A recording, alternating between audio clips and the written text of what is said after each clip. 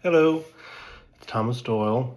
I'll be doing esophagogastroduodenoscopy. It's a hard word to say. With a little help. I'll be doing this with a little help of Google Gemini, which helped me organize my thoughts. But I'll put that on a citation. So with this procedure, your vitals, oxygen, breathing, heart rate, blood pressure will be monitored during this. You were like usual, you have an IV and medication will be administered that way. Let's see. Reading here, local anesthetic won't be sprayed into the mouth. I didn't think they would ever do that. I just thought it would be put to sleep. Prevent you from coughing or gagging when the scope is inserted. I think they keep you awake for this kind of procedure.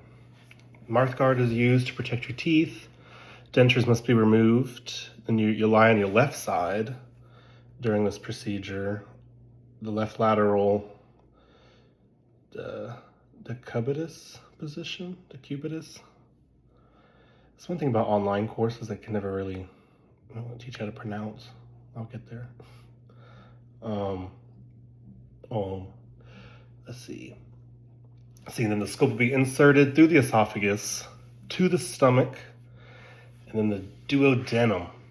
Ooh. And that is the first part of the small intestine. I hate that these makes me uncomfortable. I also have a picture for you to look at so we can get a better visual of what this looks like. Give me 1 second here. We could do that. We see how it goes through the mouth, down the esophagus, into the stomach, and then the beginning of the intestine, the duodenum, you would say. Duodenum, maybe? Let's see. And they do the surgery, or operation, what do you want to call it? They could do it for biopsies as well, and take tissue samples with it. But they do there's different treatments that you could do with it, basically, and that's one of them. Let's see.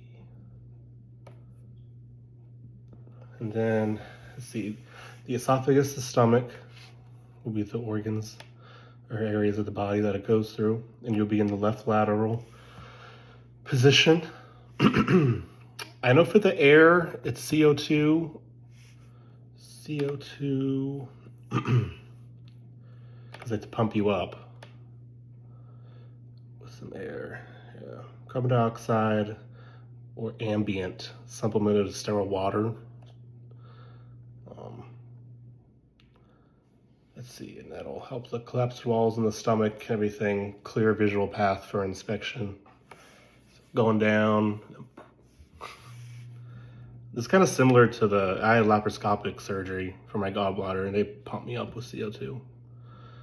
But they didn't, it was obviously not a camera down my throat.